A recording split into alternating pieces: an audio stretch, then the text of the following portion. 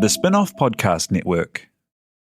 Are you making the most of your KiwiSaver investment? Generate is an award-winning KiwiSaver provider with a track record of strong long-term performance. Making a smart decision now could add tens of thousands of dollars by the time you reach retirement. Book a no-obligation chat with a Generate KiwiSaver advisor today at generatekiwisaver.co.nz/get advice. A copy of the product disclosure statement is available at generatekiwisaver.co.nz. The issuer of the scheme is Generate Investment Management Limited, and of course, past performance does not guarantee future returns. I'm Toby Manhire, and this is Juggernaut, the story of the Fourth Labour Government, a podcast in 6 parts. Doesn't give my opponents much time to run up to an election, does it? This nation is at risk. What do you think you're up to now, you perverted little liar? I could smell the uranium on it as you lean towards the most radical overhaul in the history of New Zealand's administration. Juggernaut, the story of the Fourth Labour Government, made with the support of New Zealand On Air. Listen now on the Spin-off or wherever you get your podcasts.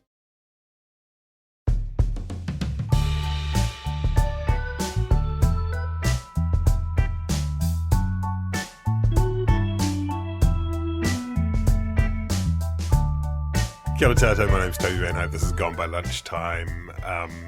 Before we get into it, a couple of things to say. One, this podcast is supported by Flick Electric. We're very grateful for their sponsorship.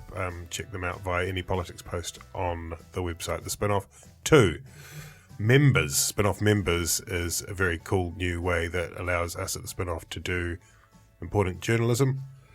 Most recently, Spin-off members are supporting our local elections pop-up site, which you can check out on the website, The Spin-off. Also, we've launched the Policy Local subsite today. It's a very cool way of checking out what everyone in your local area is promising for the local elections, which are coming up very soon. Sounds cool. Check it out. That's the sultry tones of Annabelle Lee. Mather. Annabelle Lee Mather. Sorry, I forget that bit. That fact checker over there is special guest Mihi Forbes. Hi, Mihi. Tēnā tātou. Tēnā koe. Whakanui te wiki o te reo Māori. It is. Kei te pēhea koe. Ka nui te pai. Kei te pai. Also, we have Alex Casey. Hi, Alex. Kia ora, Tobes. Who is completing her conquest of all of the Spin-off stable of podcasts. I haven't done food yet. Oh, you've done food? And I was not invited on the off spin. Oh, that's the cricket Which podcast. is actually a shame. Wow. Would you have... She's a bit stroppy. I would have loved to have been invited. Well, now that I'm touring, seeing how the other half live, you guys time your podcast. This is amazing. The Real Pod would not put up for that kind of stricter. No, I don't think there are any clocks that go long enough to capture the extreme length of the Real Pod. We... Alex is on the Real Pod and on the Rag, which are both excellent and much more professional podcasts than this shambles. Excellent. Yeah. The person we don't have on the podcast is Ben Thomas. That's okay. Shall I try ringing him? Yes. He is. Where is he? He's in the Ureweras? In te Urewera. Oh, put that on speaker. I don't know if he's got signal where he is. Probably not. But we can listen to his answerphone message at least. Oh, it's taking a long time to reach down into I grew up in te Urewera, Ruatahuna. Ben Thomas, leave a message or probably for a faster reply. I told you got to do a voice. At the tone. What voice? What voice? Holly Hunter. Remember you did your Holly Hunter impression when you had all that caramel that time? Oh, yeah, I was very high on caramel then, though. Kia I ora, don't know Ben. if I can... So everyone say hi to Ben. Kia ora, Ben. Kia Hi, ora. Ben. Hope you're having a nice time. Tēnā koutou o te Urewera. Send us a message in a bottle or something when you get access to the communications. Probably in a hawk. Send a hawk. Ben has been sending us lots of messages in our little chat group, hasn't he? He has. I haven't read any of them though. He's got an awful lot of opinions. Unfortunately, we don't have them with us. Is that the end of the message? You just hung up. That was it. Fortunately, Ben with the opinions is in the Urewera and we have Alex with the facts. Oh, fun. So there's kind of one story that is obviously dominating everything else and sucking all the oxygen out of New Zealand politics at the moment. It is the story of the complainants in volunteers, members of Young Labour, and the way that their complaints, one of which involved an allegation of sexual assault, were handled by the Labour Party, and that story has kind of exploded in recent days. Since Alex Casey's piece, which we published on this bit on Monday, which told the story of Sarah and her experience going back over, a couple of years, really. Alex, thank you for braving the world of Gone By Lunchtime. You talked to Sarah, who we're calling her, a lot of times, though you've worked on the story for nearly a month, I think, now. I think so, yeah. Multiple interviews. Tell us what you can about Sarah and what she told you. So we talked for 3 hours, and she basically told me her story of sexual assault by a Labour staffer, and also detailed other parts of her relationship with him, including sexual harassment and general allegations of bullying, intimidation, and told me her experience of what it was like taking that complaint, that experience, to the party itself, and how disillusioned and minimised and exhausted she was by the whole process. I mean, it's telling, isn't it, that it's worth saying, just for the record, that the individual who we haven't named and no other media have, through a lawyer, has strenuously denied that there is any truth to any of those allegations. But it's telling, apart from anything else, that even just in your first interview, that lasted 3 hours longer than the interview that was granted by the Labour investigations panel that was appointed. That in itself is kind of an indictment, notwithstanding everything else of the process, right? And the 5 or 6 interviews that followed that, to get every part of the story straight. Yeah, and corroborating with people that she told at the time about the assault. There was a bit of legwork someone else could have done there if they were investigating those claims. How's it look to you, Bells, watching the story unfold? Cynical, dark, shameful. This is, dirty politics, Labour style, and it's appalling. And it, obviously it goes to the highest echelons of the Labour Party, and that's really concerning. Mihi, it's obviously at its heart a story about a young person who had real aspirations, ambitions, and it's easy, I think, in some of the storytelling to lose that victim-centred part of it, right? That's true. I saw lots of people, a few people reminding people who were having these big discussions yesterday online that there was actually somebody who has survived an alleged assault and who's at the centre of this. And, if we are honest about the number of complainants who actually take their complaints to someone in power to complain, which is very few compared to, what we don't know as the number of potential assaults that are happening in our community and society, then she's probably one of a very few who's found the courage to bravely step up, particularly in that environment when, as we know, is, I worked kind of in and out of Parliament for a very short time, and it's a pretty intense environment with a whole lot of powerful people, and you don't want to get out of sorts with them. So she's been very brave in coming forward and speaking, and I think it's right for us to just consider her story. It was harrowing, your account, Alex, and thanks for doing that journalism. It was really important, and it's great to give a voice to people who have been kind of minimised and ignored. And in the very least, the Labour Party leadership should have followed through with some kind of an independent inquiry into that. It's such a serious allegation. The status of it now is that a QC, Maria Dew, is investigating the sort of original inquiry, and the Prime Minister has acknowledged that it was mishandled, the president of the Labour Party yesterday, Nigel Horwath, resigned. It didn't seem super willingly, did it, Alex, insofar as he maintains still, and this is a kind of... Still maintains that's tautologist, isn't it? Sorry. He maintains that they were not told of the nature of the inquiry. And it's a really interesting point, and this is where the kind of political issue is sitting at the moment, is who knew what and when. And, we've been sort of poring over all these documents for a long time, Alex, and looking at them. And it's almost as though, I don't know, it's almost as though in terms of that inquiry, when you look at them, it's almost as though the party apparatus imagined that people who have gone through awful experiences are lawyers or are somehow going to present themselves in a way that is an organised PowerPoint presentations. It kind of, all through this, it's as if the onus is on the complainant, the victim, to present somehow a prosecutorial case rather than be helped to share what is obviously an experience that has caused them to feel extremely nervous and vulnerable. Exactly. And we have actually seen correspondence that suggests that she bolded, just reiterating the allegations in this investigation include sexual assault, bullying, violence, multiple times. So there is an element of that she was kind of driving it home in correspondence that we have seen. Yeah.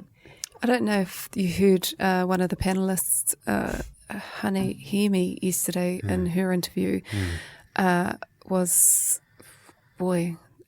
began, absolutely no, that wasn't raised, and by the end of the interview, she was struggling to remember whether it had been, which... She's doubting her own account, saying she had taken on a lot of projects since that investigation and wasn't so sure anymore. If I have a 18-year-old, if this was my 18, 19-year-old who had bravely come forward, I would have expected a panel of at least someone with the expertise to be able to hear and listen and offer support to, a young person. Doesn't seem to be that there were anyone with those skills on that panel. No, and also if you look at now what's basically come down to Nigel says this, she says something different. If we were to go back and someone on that panel that day had just been taking better notes and asking better questions, regardless of the support systems and all of that, which were also not there, but had there been a better process just that day in that room, he wouldn't be able to stand by that. On top of which, as we've sort of laid out, even with that, I think, and what I think was a negligent note taking and approach to the inquiry. Even leaving that to one side, the two separate complainants of the 7 have shown to us repeated examples in which they requested those notes to be provided to them.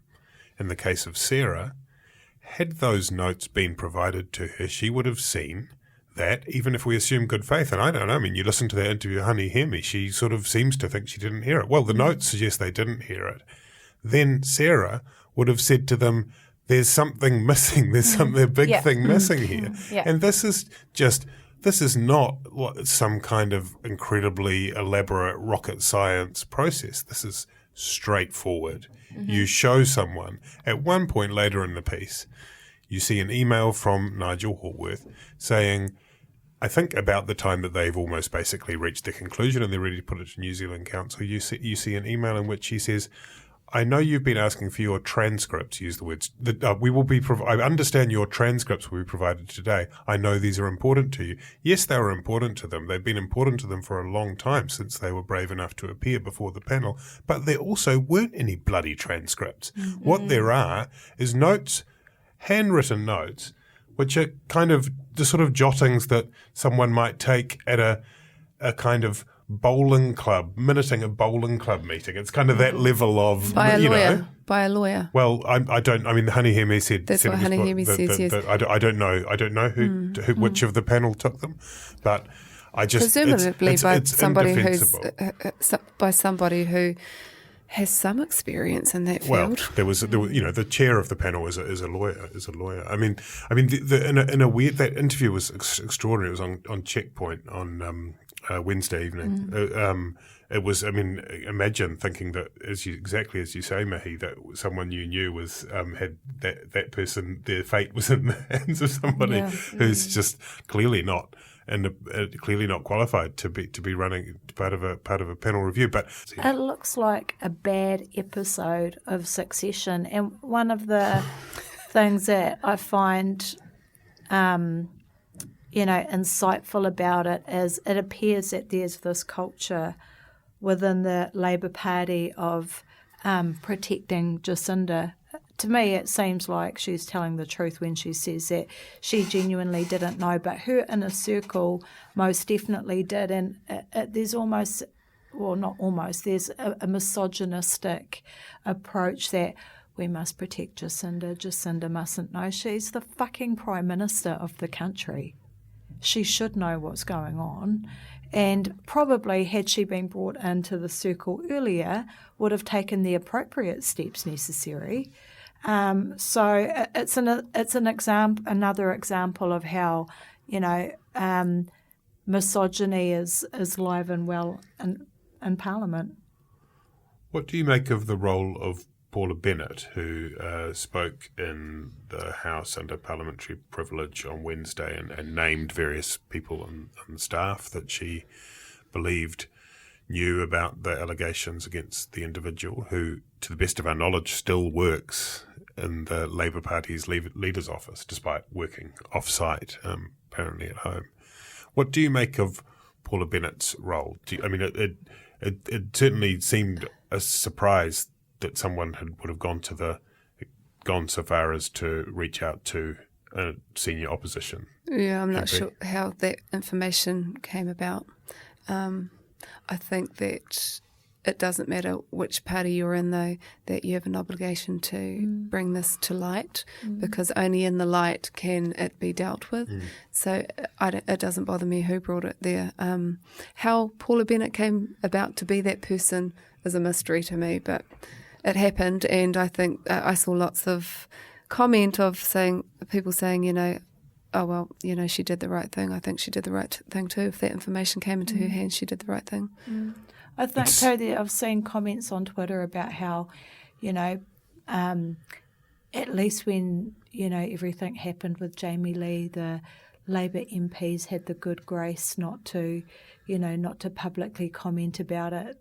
But to me, it's a completely different thing. Jamie Lee's issue was set against a backdrop of a mental health crisis.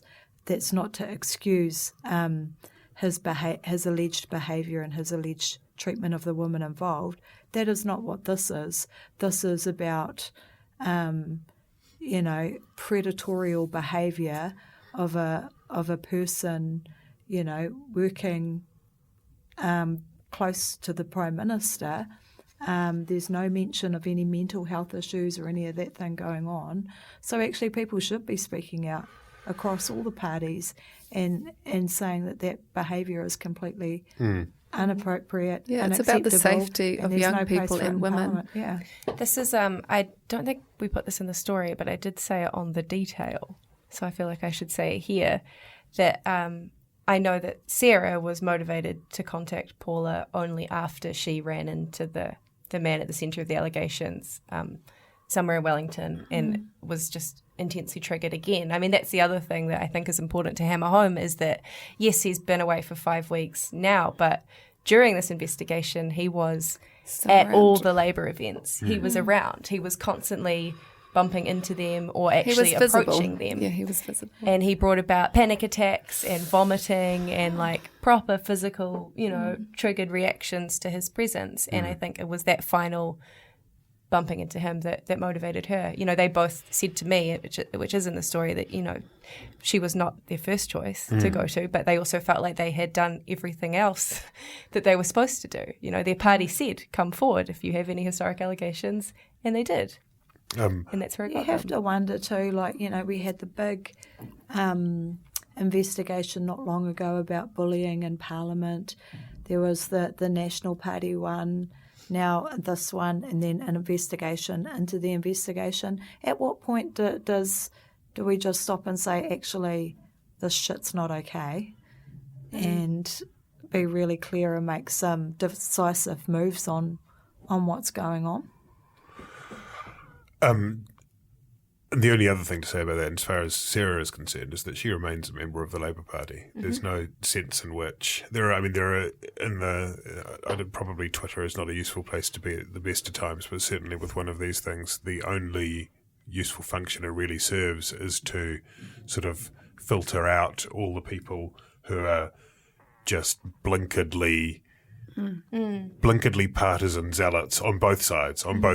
You know, on all sides, you can see the people who are more interested in their ideological flag waving attached to their particular party than they are in a real experience and a real process that has manifestly failed real people. You know, I kind of just the number of times I've deleted tweets in the last week or so. Anyway, it's I'd be interested to know what the Labour Party in that panel or the leadership have done to provide support for any of those individuals who have complained. Do you know?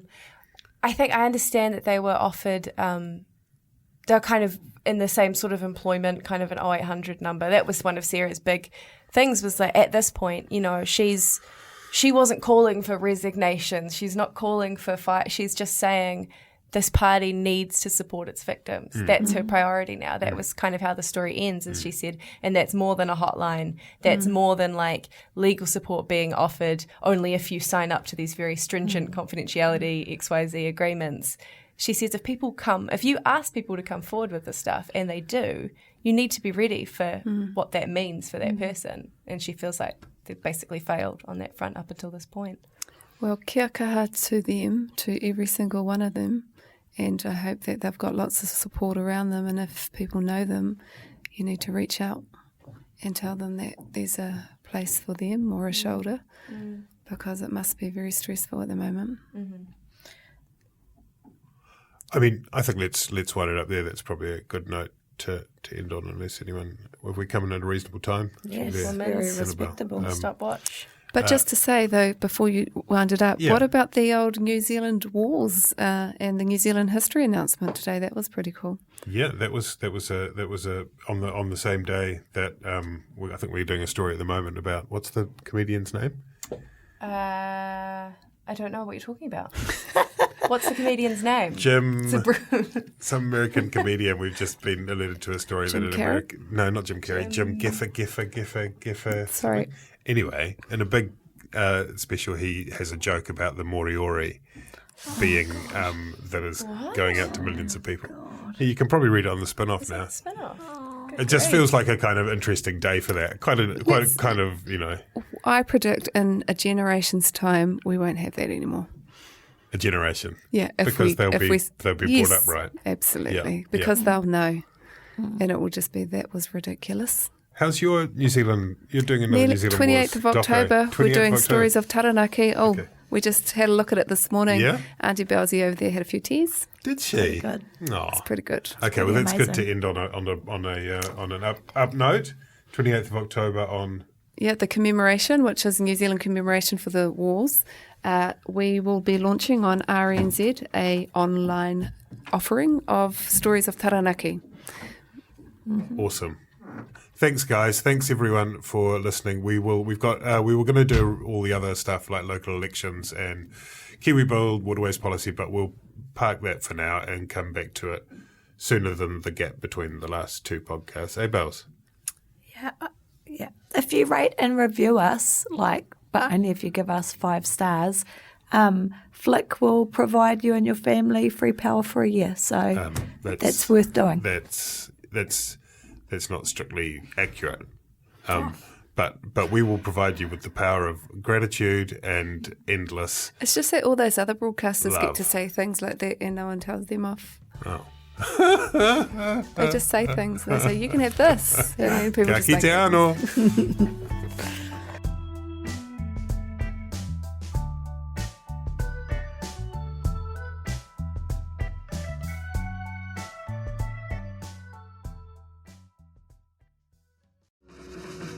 Are you curious about how business can be better? I'm Simon Pound, and I host Business is Boring, a podcast where I kōrero with some of the most interesting people in entrepreneurship, commerce, and making things happen. Tune in to Business is Boring every Tuesday, brought to you by the Spin-Off Podcast Network in partnership with Spark Business Lab. Kia ora e te iwi, Te Aihe Butler here, podcast manager at The Spin-Off. If you enjoy listening to our podcasts, consider supporting our mahi by signing up to become a Spin-Off member at thespinoff.co.nz/donate. The Spin-Off Podcast Network.